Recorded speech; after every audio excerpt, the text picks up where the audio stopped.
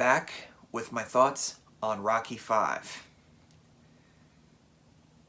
Oh boy. I actually just realized as I was watching this today and preparing to record this, I have some original thoughts for this one. I am fully aware of how people view this movie. They consider this an abomination in the entire series and maybe even film in general. In my estimation, that's a little too much. I know.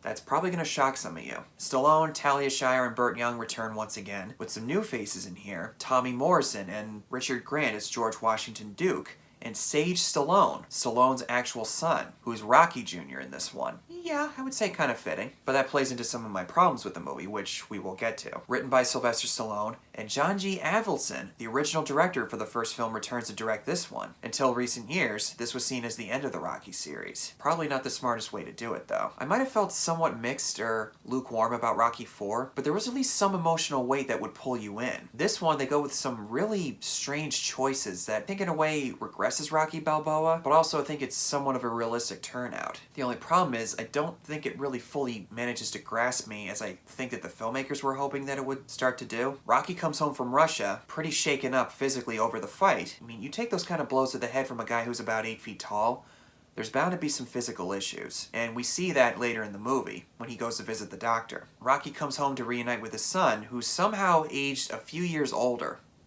I have no idea how that happened. It's the first indicator that I had watching this. Something feels off. I watched this movie a few years ago with a buddy of mine who never saw any of the Rocky movies, and we watched all of them to prepare for Creed 2. He actually said that this was his favorite of the whole series because how it doesn't go through the same tropes as the other ones do. There's no big boxing match at the end. I mean, there is, but it doesn't entirely happen that way. It actually does take a lot of risks with the material. And when he brought that up, I actually found that to be very fascinating, and I never really thought of it that way. I'm not sure how other fans felt about that. It is something to consider, though. It's revealed that Paulie mistakenly signed a power of attorney to their accountant, who ran off with all of Rocky and Adrian's money, leaving them in complete bankruptcy. They're forced to sell their house and their belongings and move into a small townhome in the middle of South Philly. Rocky goes to visit this doctor who tells him that certain brain damage that he sustained in the last few fights is now an irreversible condition and he can no longer fight. I mean, considering his age, it's probably not the best thing to do. Only to fast forward to Rocky 6, I guess none of that really matters, and maybe it was a misdiagnosis due to technological limitations at the time in 1990, that he was probably suffering from a severe concussion. I guess maybe that was the case. Don't quote me on that. Never went to medical school. I don't believe that man's ever been to medical school. I guess you could call it a full circle moment where he goes back to his roots in a way, but he has all this money. I mean, wouldn't he be able to find some way to get most of it back? I get that if it's possible, it's not going to happen overnight, but it almost feels like a 2 steps forward, 10 steps back kind of thing. Even Adrian goes back to the pet store that she was working at in the first couple of movies. Even Rocky states to her that he never really wanted to go back to this part of life, that he was just back to being some bum on the street whom nobody respects. Obviously, that's not true, but I also think it's kind of an interesting idea when how he's training Tommy Gunn, he's starting to feel like he's winning again, because now he feels like a giant loser now that he's going all the way back to square one. And I think this moment right here is actually very powerful in its own way, where he asks Adrian, "So Adrian, did we ever leave this place?" I don't know! That part of the movie I actually really like, because when you experience some huge disappointment in your life, inevitably in order to find your footing again, you in a lot of ways have to go back to your roots, back to square one. It's not ideal, but unfortunately, that's the way it goes. And we get some flashbacks with his trainer, Mickey Goldmill, and Burgess Meredith returns to reprise his role. I do kind of like seeing that he still has an effect on Rocky even many years after his death. And it plays into the final fight in the street, where that one line plays through his head, more than certain it was definitely something that he would say to him.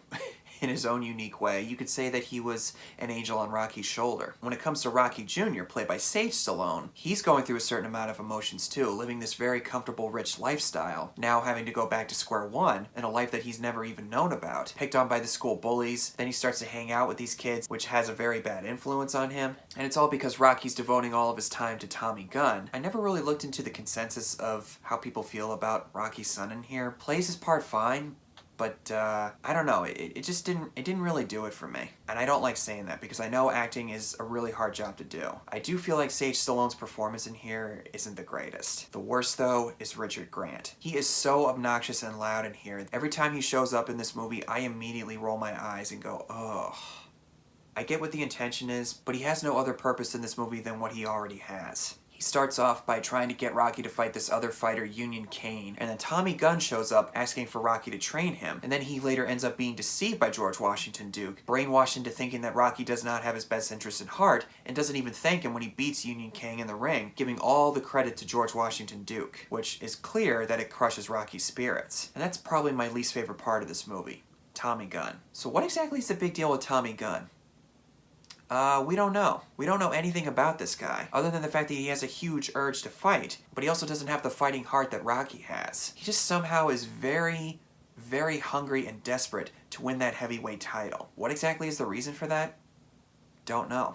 The movie never tells us. You could say a similar thing about Ivan Drago and Clubber Lang, but Clubber Lang saw just how good Rocky was, and he was an up-and-coming fighter who felt like he had something to prove against Rocky. Drago in Rocky IV, yeah, very one note, but he kills Apollo Creed, which gives Rocky a reason to go fight him, and his role in Creed II is even better. Tommy Gunn in Rocky V,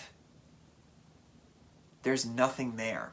Nothing at all. Which is why the final fight in the street does nothing for me. Because even though we have all this build-up for him and Rocky forming this good trainer-student type of relationship, he just kind of forces himself onto Rocky, asking him to train him, but he doesn't really think before he acts, and he's desperate to try to win something. And Rocky tells him to take his time to build that fighting heart that he really needs. He grows impatient with him and falls to the deceptive lies that George Washington Duke throws his way. We might see a glimpse or two here and there with certain nuances that Tommy Morrison puts in his performance, where he's starting to doubt that maybe Rocky's right, maybe I shouldn't listen to this other guy, but it is barely touched upon. I do like the idea of this final fight being in the middle of a street and not a typical boxing ring, but I don't think the execution entirely works. And I'm trying to make this as clear as I can. I have no love for this movie, but I do think some of the concepts and ideas that it has in mind are actually in their own ways refreshing. But with the formula that's been already established in the previous entries, if it ain't broke, don't fix it. In fact, I think this is a good way to kind of counter some of the common arguments I hear from movie fans every day. How they're tired of franchises like Star Wars or Marvel or DC or Rocky or any other franchise you could think of that do these similar tropes and that they need to do something different and original. Well, that's what you got, guys. Rocky V happens,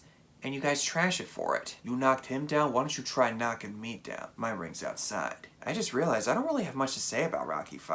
That hasn't really been said already. I wouldn't call this an abomination. God, no. No way. Definitely a lot better than what people are saying. I say that a lot about other movies, but in this case, I think it's very, very true. But it is certainly the weakest entry in the franchise. And Stallone has publicly said that he was very disappointed in the way Rocky V turned out, which is why he ended up making Rocky VI later on. Definitely not the worst, but it could have been so much better. That's all I gotta say about Rocky V. Thank you guys so much for watching. Comment below and tell me what your thoughts are on this movie. Stay tuned for my review of Rocky Balboa. I'm really, really excited to talk about that. I'll see you guys in the next one, and keep punching.